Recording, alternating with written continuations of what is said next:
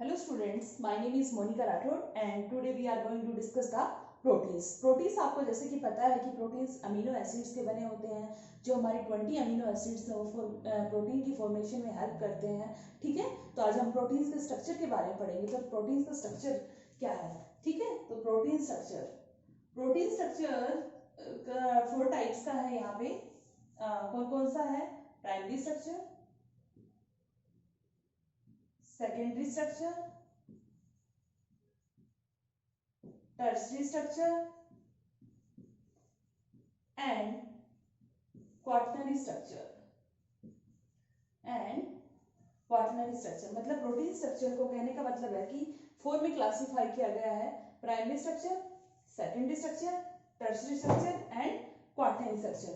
जो हमारा primary structure है वो ऐसा होता है, simple sequence of amino acid in a polypeptide chain. ठीक है, it is a sequence of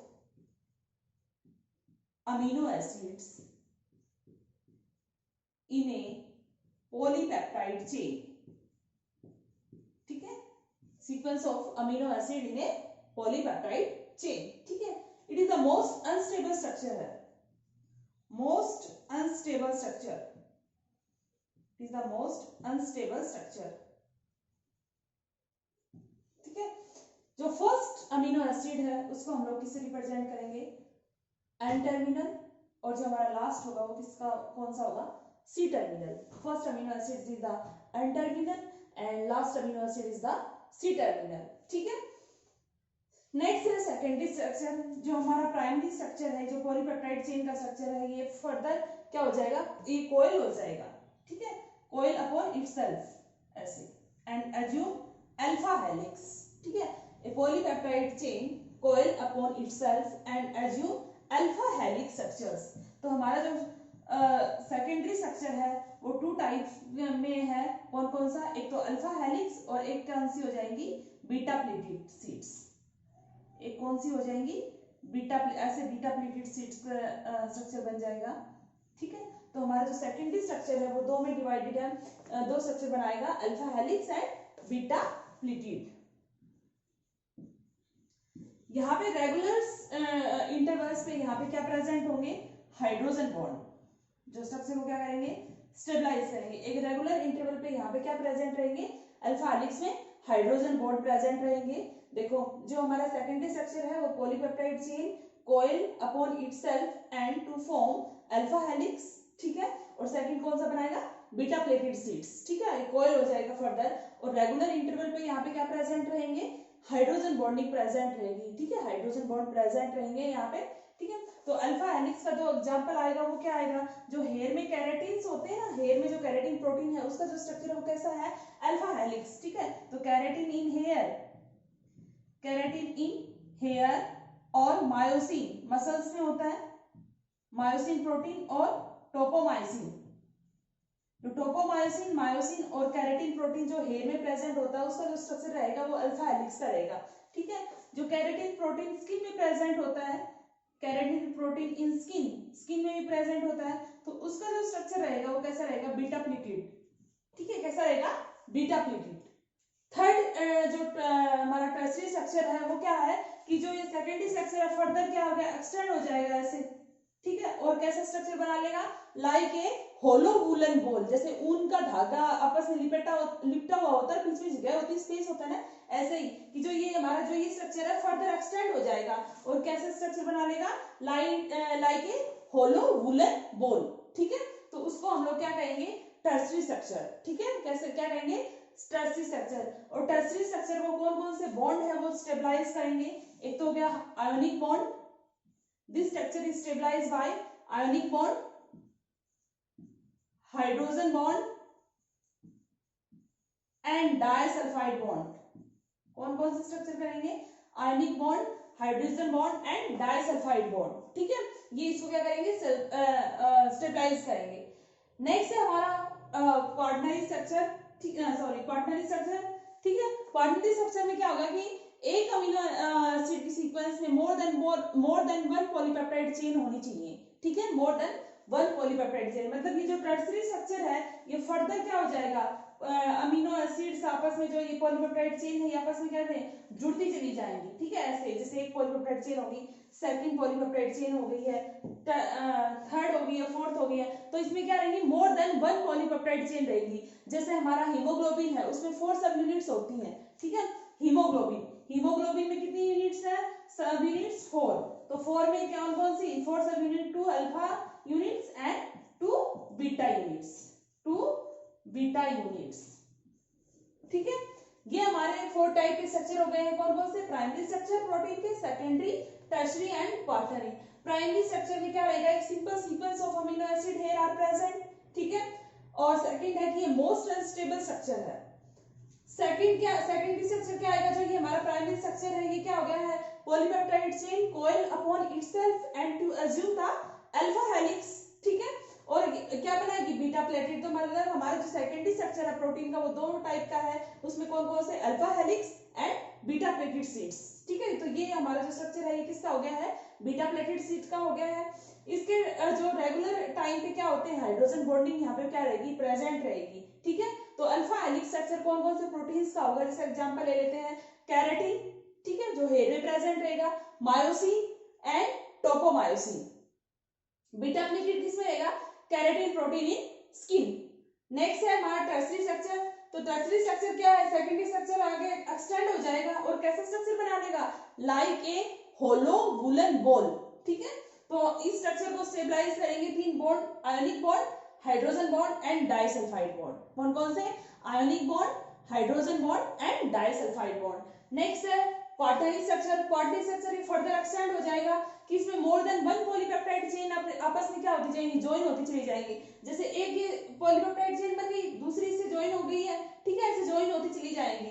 जैसे हीमोग्लोबिन है उसमें कितनी यूनिट्स होती हैं, 4 सब यूनिट्स होती हैं, 2 अल्फा हेलिक्स और 2 अल्फा एंड 2 बीटा सब यूनिट्स, ठीक है। तो ये तो हमारा हो गया है, क्या है, स्ट्रक्चर। अब नेक्स्ट है हमारे यूजेस ऑफ प्रोटीन्स, ठीक है। तो प्रोटीन किसमें हेल्प करते हैं, देखो रिपेयरिंग ऑफ टिश्यूज, ठीक है। यूजेस क्या होंगे, यूजेस ऑफ प्रोटीन्स किसमें हेल्प करेंगे, एक तो नंबर 1 क्या है, repairing of tissues and cell growth, repairing of tissue and cell growth. Second है हमारा फॉर्मेशन ऑफ हॉर्मोन्स, ठीक है। तो हमारा इंसुलिन क्या है, एक हमारा क्या है, प्रोटीन ही तो है, ठीक है। तो फॉर्मेशन ऑफ हार्मोनल प्रोटीन है, तो फॉर्मेशन ऑफ हार्मोन्स, तो इंसुलिन। थर्ड है यूजेस इसका क्या है, formation of enzymes, formation of enzymes help in blood clotting. जैसे फाइब्रिनोजन है तो वो किसमें हेल्प करेगा, ब्लड क्लोटिंग में हेल्प करेगा, ठीक है। किसमें हेल्प करेगा, जैसे हमारा मसल्स कॉन्ट्रैक्शन में हेल्प करते हैं proteins, help in muscles contraction, जैसे मायोसिन है, एक्टिन मायोसिन है, ठीक है। तो यूजेस क्या क्या हो गए हैं, help in blood clotting, fibrinogen हो गया है, फॉर्मेशन ऑफ हार्मोन, इंसुलिन हो गया है, फॉर्मेशन ऑफ एंजाइम्स में हेल्प करेंगे हमारे जो प्रोटीन्स हैं। सेकंड है कि repairing of tissue and cell growth, help in the muscles contraction, ठीक है। ये केस क्या हो गए, यूजेस हो गए हैं प्रोटीन्स के। नेक्स्ट हमारे पास टॉपिक आता है एंजाइम्स, ठीक है। What is the enzymes, enzymes क्या, एंजाइम्स को हम लोग क्या बोलते हैं, they are known as biocatalyst, ठीक है। क्योंकि किसको कैटलाइज करते हैं, ये बायोलॉजिकल रिएक्शंस को, ठीक है। तो व्हाट आर एंजाइम्स देख लेते हैं हम लोग, एंजाइम्स क्या है। ये आप लोगों को primary structure, secondary structure, tertiary structure, ये आप लोगों को अच्छे से याद होना चाहिए। इसमें बॉन्ड वगैरह कौन कौन से बॉन्ड, जैसे टर्शियरी स्ट्रक्चर है उसको कौन कौन से बॉन्ड स्टेबलाइज करते हैं, आयोनिक बॉन्ड हो गया है, हाइड्रोजन बॉन्ड है, डाइसल्फाइड बॉन्ड है, ये क्या है, बॉन्ड है जो किसको, टर्शियरी स्ट्रक्चर को क्या करेंगे, स्टेबलाइज करेंगे, ठीक है। नेक्स्ट हमारे पास आता है एंजाइम्स। क्या आता है, एंजाइम्स। एंजाइम्स को हम लोग क्या बोलते हैं, they are known as biocatalyst.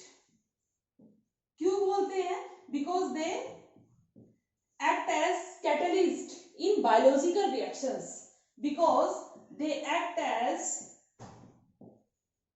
Catalyst in biological reactions, ठीक है। इनको हम लोग क्या बोलते हैं, they are known as metabolic regulators. Second क्या है कि इनको हम लोग क्या बोलते हैं, they are known as metabolic regulators, metabolic regulators. देखो हम लोग ये बायोकैटलिस्ट भी बोलते हैं क्योंकि कैटलिस्ट की तरह काम करते हैं बायोलॉजिकल रिएक्शंस में। इनको हम लोग मेटाबॉलिक रेगुलेटर्स भी बोलते हैं। देखो मेटाबॉलिज्म क्या होता है, हमारे सेल्स में डिफरेंट डिफरेंट केमिकल रिएक्शंस होती रहती हैं, ठीक है। तो उसमें उनमें रोल प्ले कौन कर रहा है, एनर्जी को रिलीज करने के लिए एंजाइम्स। सपोज दैट अगर एंजाइम्स ना होते तो पूरा का पूरा मेटाबॉलिज्म कायोस हो जाता, ठीक है। पूरा का पूरा मेटाबॉलिज्म कहने का मतलब है डिस्टर्ब हो जाता, ठीक है। तो जैसे हम लोग अगर मान लो कि ग्लूकोज का जो हाइड्रोलिसिस होता है, जैसे ग्लाइकोलाइसिस में पढ़ेंगे कि एंजाइम है उनमें रोल प्ले कर रहे हैं और स्टेप बाय स्टेप क्या हो रही है, एनर्जी रिलीज हो रही है। अगर वहां पे एंजाइम्स का अनकंट्रोल्ड वे हो जाए, ठीक है, तो पूरा का पूरा मतलब ह्यूमन बॉडी है वो राख में चेंज हो सकती है। मतलब पूरा का पूरा ह्यूमन बॉडी क्या मतलब डिस्ट्रॉय हो सकती है, ठीक है, एंजाइम्स की वजह से। अगर वहां पे अनकंट्रोल्ड वे हो जाता है तो अगर एक कॉन्सेप्ट आता है कि स्पॉन्टेनियस ह्यूमन ऑक्सीडाइज, ठीक है, तो उसमें आप पढ़ सकते हो कि वो कॉन्सेप्ट है, गूगल पे सर्च भी कर सकते हो, ठीक है। तो एंजाइम्स का अनकंट्रोल्ड वे भी नहीं होना चाहिए। एंजाइम्स कितने हेल्पफुल हैं जो ग्लाइकोलाइसिस पाथवे में स्टेप बाय स्टेप क्या करते हैं, एनर्जी को रिलीज करते हैं, ठीक है। नेक्स्ट है हमारा कि एंजाइम्स को सब किसने डिस्कवर किया था, डिस्कवरी ऑफ एंजाइम्स, ठीक है। तो डिस्कवरी ऑफ एंजाइम्स तो एडवर्ड बुचनर थे। एडवर्ड बुचनर ने डिस्कवर्ड किया था एंजाइम्स को। Discovered the enzyme in east, discovered the enzyme in east, enzyme in east, ठीक है। कॉइन किसने किया था इसको, कुहने। कुहने कुहने ने एंजाइम्स को क्या किया था, कॉइन किया था। देखो ये तीन साइंटिस्ट के नाम तो आप जरूर याद रखें कि एडवर्ड बुचनर ने discovered the enzymes in east, second है कोहने ने इसको क्या किया था, कॉइन द एंजाइम्स, ठीक है। और थर्ड है हमारा जो समनर, समनर साइंटिस्ट थे। समनर समनर ने क्या बताया था कि एंजाइम्स को क्रिस्टलाइज भी किया जा सकता है, ठीक है। एंजाइम्स को क्रिस्टलाइज भी किया जा सकता है। तो सबसे पहला जो क्रिस्टलाइज एंजाइम है वो कौन सा है, urease. Urease NEET point of view की तरफ से बहुत इंपॉर्टेंट क्वेश्चन है, पूछा भी गया है कि सबसे पहला फर्स्ट क्रिस्टलाइज एंजाइम कौन सा है, यूरियस। किसने discover, who discovered the first crystallize enzymes, Sumner, ठीक है। Who coined the enzyme term, Kuhne, and who discovered the enzyme in yeast, Buchner, ठीक है। ये आपके डिस्कवरी ऑफ एंजाइम्स है। एंजाइम्स को क्या बोलते हैं, बायोलॉजिकल कैटलिस्ट बोलते हैं because they act as catalyst in biological reactions. They are also known as metabolic regulators, क्योंकि ये रेगुलेट करते हैं मेटाबॉलिज्म्स को, ठीक है। That's why it is known as metabolic regulators. Next है हमारा biochemical nature of enzymes. Biochemical nature of enzymes, देखो बायोकेमिकल नेचर क्या क्या होगा कि most enzymes are protein in nature, ठीक है। मोस्ट जो एंजाइम है वो क्या होते हैं, most enzymes are proteins in nature, ठीक है। प्रोटीनियस मतलब मोस्टली एंजाइम्स है वो क्या है, प्रोटीनियस है नेचर में, ठीक है। नेक्स्ट है हमारा कि कुछ एंजाइम्स है, कुछ nucleic acid act as enzymes, ठीक है। सब nucleic acids act as enzymes like there RNA, ribonucleic acid, एक न्यूक्लिक एसिड तो है राइबोस न्यूक्लिक एसिड, ठीक है। किसकी तरह काम करेगा, एक्ट एज एंजाइम्स, ठीक है। तो आरएनए है उसको क्या बोलेंगे, राइबोजाइम्स। जब वो एंजाइम राइबोजाइम्स एंजाइम की तरह एक्ट करेगा न्यूक्लिक एसिड्स, ठीक है, राइबोजाइम्स। नेक्स्ट है हमारा कुछ एंटीबॉडीज भी हैं जो एंजाइम्स की तरह एक्ट करेंगी, उसको क्या बोलेंगे, एपजाइम्स। एपजाइम्स आप याद रख सकते हैं, एंटीबॉडीज जो एंजाइम की तरह एक्ट करेंगी एपजाइम्स, जो आरएनए है वो किसकी तरह एक्ट करेंगे, एंजाइम्स की तरह, तो क्या बोलेंगे को राइबोजाइम्स, ठीक है। नेक्स्ट है हमारा क्लासिफिकेशन ऑफ एंजाइम्स, ठीक है। देखो एंजाइम्स के टाइप्स क्या क्या हैं, एंजाइम्स के टाइप्स हैं, एक तो कौन कौन से होते हैं, सिंपल एंजाइम्स और एक कॉन्जुगेटेड एंजाइम्स, ठीक है। नंबर 1 देखो, फर्स्ट है हमारा एंजाइम्स के क्लास टाइप्स, देखो एक है हमारा सिंपल एंजाइम्स,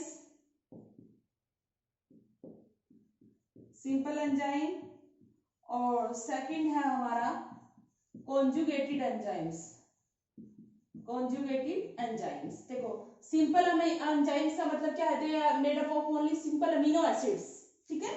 सिंपल एंजाइम्स का मतलब क्या है, they made up of only simple amino acids, जो सिंपल अमीनो एसिड से बने हुए हैं, ठीक है, जैसे पैप्सिन है एंड ट्रिप्सिन, ठीक है, ये एग्जांपल जरूर याद रखेंगे आप लोग, पैप्सिन एंड ट्रिप्सिन, ठीक है। कंजुगेटेड एंजाइम क्या होते हैं, इनको they are also called holoenzymes, इनको हम लोग क्या बोलते हैं, they are known as holoenzymes. Conjugated enzymes में एक प्रोटीन पार्ट होता है और एक क्या होता है, non protein part, protein part है नॉन प्रोटीन पार्ट। देखो simple enzymes they are made up of only simple amino acid like as pepsin and trypsin. Conjugated enzyme को हम लोग होलो एंजाइम भी बोलते हैं, इसमें प्रोटीन पार्ट के साथ नॉन प्रोटीन पार्ट भी रहेगा, प्रोटीन पार्ट है non protein part. Protein part को हम लोग बोलेंगे एपो एंजाइम और नॉन प्रोटीन पार्ट को हम लोग बोलेंगे कोफैक्टर। एपो एंजाइम का क्या फंक्शन रहेगा, it determine the structure and specificity of enzyme, it determine the structure and specificity of enzyme, ठीक है, एंजाइम की स्ट्रक्चर को और स्पेसिफिसिटी को डिटरमाइन करेगा। ये किसको डिटरमाइन करेगा, it determine the catalytic activity of enzyme, it determine the catalytic activity of enzyme, catalytic activity of enzyme, ठीक है। ये 3 टाइप का रहेगा, कौन कौन सा, prosthetic group, prosthetic group, coenzyme और मेटल एक्टिवेटर, मेटल एक्टिवेटर। देखो एंजाइम को 2 में वो किया गया है टाइप के, कौन कौन से, simple, conjugated. Simple amino enzyme they are made up of only simple amino acids like pepsin and trypsin. Conjugated enzyme है उसको होलो एंजाइम भी बोलते हैं हम लोग, प्रोटीन पार्ट प्लस, कॉन्जुगेटेड का मतलब है कि प्रोटीन पार्ट के साथ नॉन प्रोटीन पार्ट भी रहेगा। प्रोटीन पार्ट को हम बोलेंगे apo enzymes and non protein part को कोफैक्टर। एपो एंजाइम्स की क्या फंक्शन रहेगा, it determine the structure and specificity of enzymes and non protein part it determine the catalytic activity. जैसे एग्जांपल है ये नॉन प्रोटीन पार्ट 3 टाइप का रहेगा, prosthetic group, coenzyme and metal activator. Prosthetic group क्या होगा, जो tightly bound होगा, ठीक है, प्रोस्थेटिक ग्रुप क्या होगा, ये मैं इरेज कर देती हूँ। प्रोस्थेटिक ग्रुप क्या होगा, जो टाइटली बाउंड होगा। कोएंजाइम क्या होगा, कोएंजाइम्स क्या होते हैं, देखो नीट पॉइंट ऑफ व्यू की तरफ से बहुत इंपॉर्टेंट क्वेश्चन है, पूछा जाता है, ठीक है। कोएंजाइम क्या रहेगा, देखो दे आर जनरली विटामिन्स, ये जनरली क्या होते हैं, विटामिन्स, जैसे राइबोफ्लेविन है, ठीक है, राइबोफ्लेविन, तो flavin mononucleotide and flavin dinucleotides, ठीक है।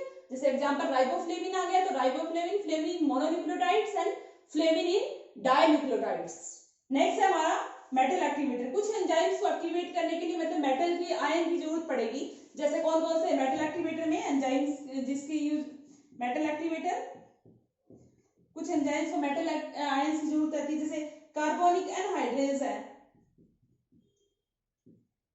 कार्बोनिक एनहाइड्रेज को किसकी जरूरत पड़ती है, जिंक, जिंक चाहिए होता है इसको, ठीक है। जैसे मायोसिन प्रोटीन, मायोसिन एटीपीज हैं हमारे मसल्स वाले, उनको हम लोग मैग्नीशियम आयन चाहिएगा, ठीक है। जो सिलेब्री अमाइलेज है उसको क्लोराइड आयन चाहिए, मेटल चाहिए, मेटल आयन। सिलेब्री अमाइलेज एंजाइम जो हमारे माउथ में प्रेजेंट होता है, सिलेब्री अमाइलेज एंजाइम, उसको क्या चाहिए, क्लोराइड आयन, ठीक है। तो ये हो गया हमारा क्या है, एंजाइम की टाइप्स, ठीक है। तो कौन कौन से नॉन प्रोटीन पार्ट के कौन कौन से टाइप्स होंगे, prosthetic group, coenzyme and metal activator, ठीक है। तो कोएंजाइम्स क्या होते हैं, they are generally, prosthetic group क्या होंगे, दे आर जो टाइटली बाउंड होंगे।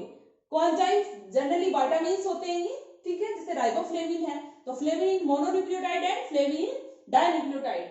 नेक्स्ट है मेटल एक्टिवेटर, कुछ एंजाइम्स को मेटल आयंस की जरूरत रहेगी, जैसे मेटल आयंस के साथ रहेंगे, जैसे कार्बोनिक एनहाइड्रेज एंजाइम है उसके साथ जिंक मेटल आता है, मायोसिन के साथ मैग्नीशियम, सिलेब्री अमाइलेज के साथ क्लोराइड, ठीक है। नेक्स्ट है एंजाइम का जो डिस्कशन हम नेक्स्ट वीडियोस में करेंगे। Thank you so much.